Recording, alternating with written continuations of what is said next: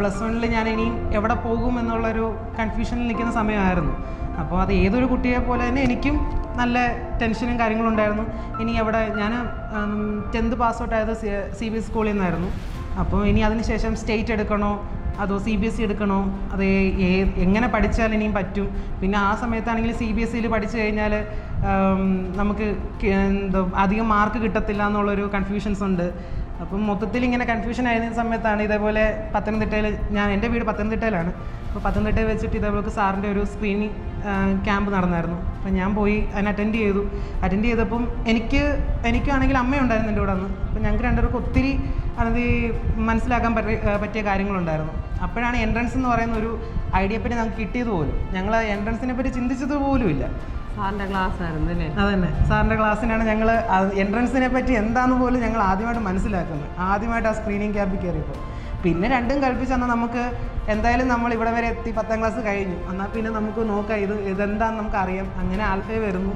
ഇവിടെ നിന്ന് സാറിനോട് സംസാരിക്കുമ്പോൾ തന്നെ നമുക്ക് ഒത്തിരി അറിവുകളാണ് ഇങ്ങോട്ട് കിട്ടുന്നത്. അപ്പം വേണ്ടാന്ന് പറഞ്ഞതായിരുന്നു. അതന്നെ, അന്ന് കുറേ പേര് പിന്തിരിപ്പിക്കാൻ ആൾക്കാരുണ്ടായിരുന്നു ഇവിടെ വരുന്നത്. എന്തിനാ ഇത്രയും, ഞാൻ പഠിച്ച സ്കൂളിൽ തന്നെ ഞാൻ അവിടെ തന്നെ പഠിക്കാൻ വേണ്ടി അവർ പറഞ്ഞു എങ്ങോട്ടിനും പോവണ്ട, ഇവിടെ തന്നെ പഠിച്ചാൽ മതി. ഇപ്പം വേറൊരിടത്ത് പോയി എൻട്രൻസ് പഠിച്ചാൽ പോലും കിട്ടത്തില്ല, പിന്നെ റിപ്പീറ്റ് ചെയ്യണം എന്നൊക്കെ പറഞ്ഞ് നിൽക്കുന്ന ആൾക്കാർ കുറേ പേരുണ്ടെന്ന്. പിന്നെ അതും എല്ലാം വിട്ടിട്ട് വേറൊന്നും ചിന്തിക്കാനില്ല, നേരെ ആൽഫയിലോട്ട് തന്നെ വന്നു. ഞാൻ 2 വർഷം +1 +2 ഇവിടെ തന്നെ പഠിച്ചു. എന്നെ സംബന്ധിച്ച് ഞാൻ നോക്കിയെടുത്തോളം ഇവിടുത്തെ മിസ്സുമാരാണ് ഏറ്റവും. റോജ സാറായാലും എന്ത് സംശയത്തിനാണെങ്കിലും നമ്മൾ വിളിച്ച് പറഞ്ഞാലും അല്ലെങ്കിൽ വിളിച്ച് സംശയങ്ങൾ ചോദിച്ചാലും അതിനെല്ലാം അന്നേരം ആ സ്പോട്ടിൽ തന്നെ മറുപടി പറഞ്ഞ് നമുക്കൊരു ഒരു വിഷമം ഉണ്ടാക്കുന്ന രീതിയിലൊന്നും നമുക്ക് ഇവിടെ നിന്നൊരു അനുഭവം ഉണ്ടായിട്ടേ ഇല്ല. എല്ലാം ഹാപ്പി ആയിരുന്നു. ഞാനിവിടെ പഠിച്ചിട്ട് സത്യം പറഞ്ഞാൽ ഒത്തിരി നമ്മുടെ ഈ ഒരു പ്രായമാകുമ്പോൾ കൺഫ്യൂഷൻ്റെ ഒരു വലിയ കൂമ്പാരമാണ്. എന്തെടുക്കണം, എന്ത് പഠിക്കണം ഒന്നും അറിയാത്തൊരവസ്ഥയാണ്. എനിക്ക് കൊച്ചിലേക്കാണെങ്കിൽ എനിക്ക് എന്തിലോട്ട് പോകണം ചെറിയ കൺഫ്യൂഷൻ ഉണ്ടായിരുന്നു. എന്നാലും ഇന്നതാവണം, വീട്ടിലേക്ക് എന്തെങ്കിലും അമ്മയ്ക്ക് ചെയ്ത് കൊടുക്കണം, അമ്മയ്ക്ക് പ്രൗഡാക്കണമെന്നൊരു ചിന്ത മാത്രമേ ഉള്ളൂ.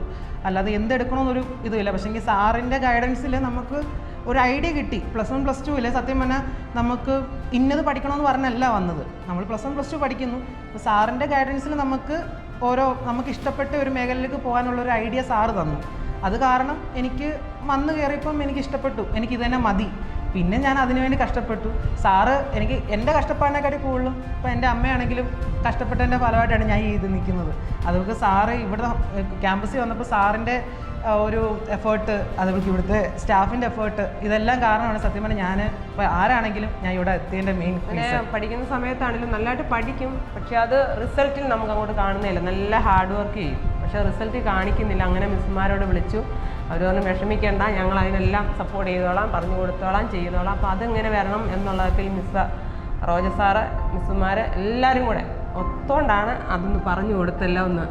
എനിക്ക് കുറേ ഫിസിക്കലായിട്ട് കുറേ പ്രോബ്ലം ഉണ്ടായിരുന്നു. പക്ഷേങ്കിൽ എനിക്ക് നല്ലതായിട്ട് ഹെൽപ്പ് ചെയ്തു. ജിൻസി മിസ് ഒക്കെ ആണെങ്കിൽ എനിക്ക് ഫുഡ് ഒരു സമയമൊക്കെ ആയപ്പോഴത്തേക്കിന് എനിക്ക് തീരെ കഴിക്കാൻ പറ്റാത്ത അവസ്ഥയൊക്കെ ആയി.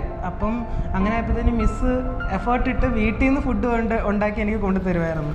അങ്ങനെ വരെ എനിക്ക് അത്ര മെൻ്റലി ഹെൽപ്പ് ചെയ്തിട്ടുണ്ട് എനിക്ക് ഇവിടുന്ന്. അതുകൊണ്ട് എനിക്ക് ജീവിതകാലത്ത് ഒരിക്കലും എനിക്ക് ഇവിടെ മറക്കാനേ പറ്റത്തില്ല.